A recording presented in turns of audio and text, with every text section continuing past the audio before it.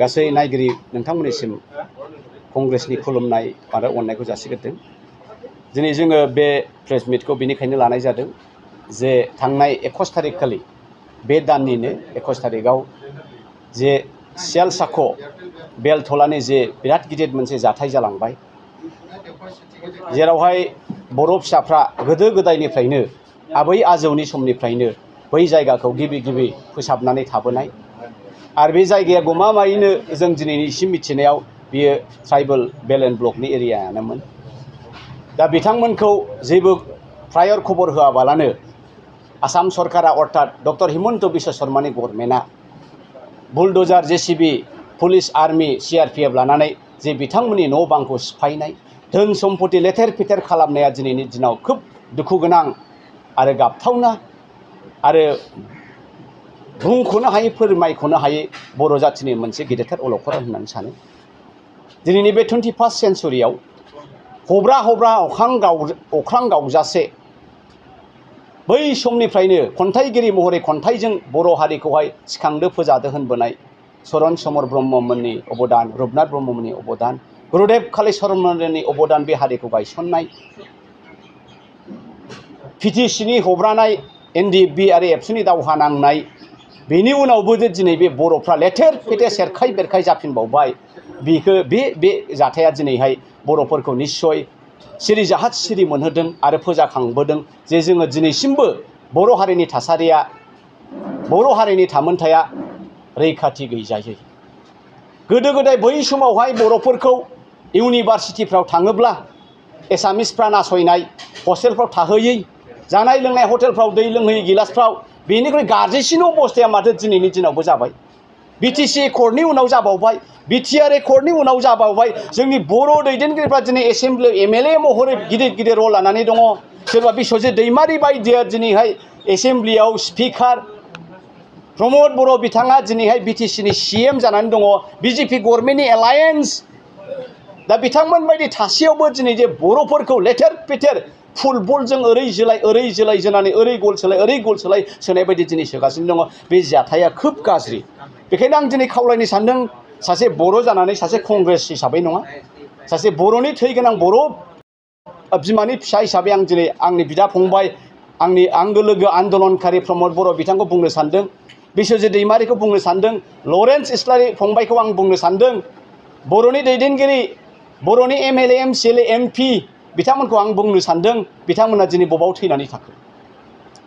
एसेबां गाज्रि जाथाया जालांबाय, मोनसेनि उनाव मोनसे जागासिनो आरो जाबावगोन।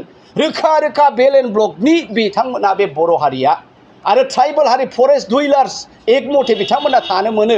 बावहायबो बिथांमोनजों सावरायाखैमोन नामा एसेमब्लियाव? बिथांमोनजों सावरायाखै नामा, खोन्थायाखै नामा जे बेनि बर'फोरखौ जों होखानाय जासिगोन?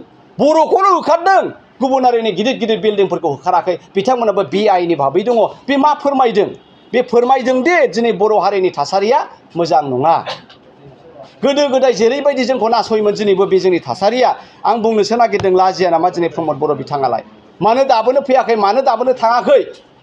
आं बुंनो सानदों दिनै बिश्वजित दैमारि बिथांखौहाय, मा बिथाङा लाजिनाय गैया नामा? आंनि मथेब्ला कक्रझार मुसाहारिया जुदि दिनैनि दिनाव बिश्वजित दैमारिनि जायगायाव मोनब्ला आङो रिजाइन होगौमोन, आङो स्पिकार पदखौ रिजाइन होगौमोन, आङो MLAबो जायामोन, आङो MCLAबो जायामोन, आङो EMबो जानाय नङामोन, आरो आङो प्रमद बायदि CMबो जानाय नङामोन। दिनैनि बे बर'नि गिलु अलखद, बे थागिबि बर' इन्डिजिनियास कमिउनिटिया मारै होखारजाखो? बिनि साखाथिनि बिल्डिंखौनो दिनै जेबो खालामाखै। मानो बे गरिबफोरनि न' बांखौसो होखारखो? फोरमायदों दिनै बर'फोरखौ हिमन्त बिश्व शर्माया बे गुवाहाटि नोगोरनि खाथि खालायाव दोना, गासैखौबो होखारजोबगोन, ट्राइबेलफ्रा ट्राइबेल बायदि गोदाव सोराव थानांगौ होननाय बायदि। दा बेखायनो जोङो गासै बर' हारियानो सिरि जाहाथ सिरि मोननांगोन। जोङो बयबो खौसे जाफिननांगोन। जोङो बयबो मोनसे आवाजजों बुंनांगोन जे बर'नि थासारिया गोदो जेरै दिनैबो मोजां नङा। दा बेखायनो आं खावलायनो सानदों, कंग्रेसनि जानानैबो आरो बेक्तिगत जानानैबो बर' फिसा हिसाबै जे साफ्रोमबो बे बर' नायगिरि बिथांमोनहा ज' फैनानै जोङो मा पलिटिकेल पार्टि, माबा मोनसे मुभमेन्ट पार्टि जयैनो जोङो दिनै क'क्राझारनिफ्राय लानानै एखे उदालगुरिसिम मोनबा जिल्लायाव जोङो गोब बे सियालसाख'नि जे उच्छेद न' बुफायनायखौ लानानै जोङो एखेबारे रेलि खालामनांगौ मास रेलि खालामनांगौ आरो आसाम गभर्नमेन्टनि बेरेखायै गसंनांगौ बिजेपि गभर्नमेन्टनि बेरेखायै गसंनाय हिमन्त बिश्व शर्मानि बेरेखायै गसंनांगौ नोंथांमोना दाबो सिनायाखै नामा बर'फ्रा दिनैबो बुजियाखै नामा हाग्रामा बिथाङा दिनैबो सिनायाखै नामा हिमन्त बिश्व शर्माया सोर प्रमद बर' बिथाङा दिनैबो सिनायाखै नामा हिमन्त बिश्व शर्माया सोर जे हिमन्त बिश्व शर्माया ट्राइबेलफोरखौ मोजां मोना बिथांमोना जेसेबां मुस्लिम माइनरिटिखौ सुखुवा सैया बांलादेशी होनो एसेबां डक्टर हिमन्त बिश्व शर्मा आरो बिनि बिजेपि बाहिनिया बर' ट्राइबेलखौ सैया हाग्रायाव खारफिननांगौ अस्त्र हमफिननायखौ बिथाङा लुबैयो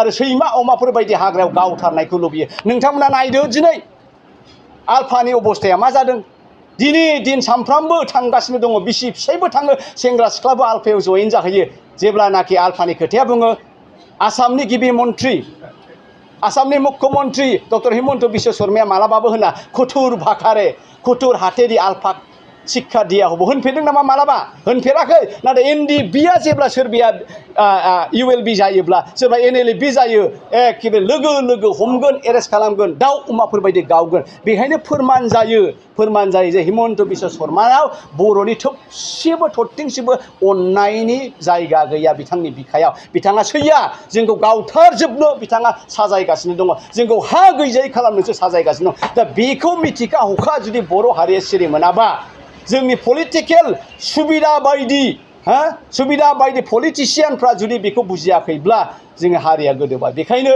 बिथांमोना मा मावा बबे पार्टियाव थायो बबे पार्टियाव थाया बेजों जेबो खोथा गैया गासै बर' रायजो राजा सात्र सन्था संगठनफ्रा बर' माहारि आफादफ्रा ज' जानानै बेबायदि धरनाखौ खालामनांगोन क'क्राझाराव रेलि लानांगोन चिराङाव रेलि लानांगोन बाक्सा तामुलपुर उदालगुरियाव रेलि लानांगोन आरो बेनि हेंथायै बुंनांगोन जे जेराव दङ बे बर' फिसाफ्रा सियाल साखुनि बेलथलनि बर' फिसाफ्रा बाहायनो थानांगौ आरो बावहायनो न'खौ लुफिननानै होनांगौ बेनो आंनि दाबि आरो बेनो दिनैनि कंग्रेसनि दाबि खुलुमबाय।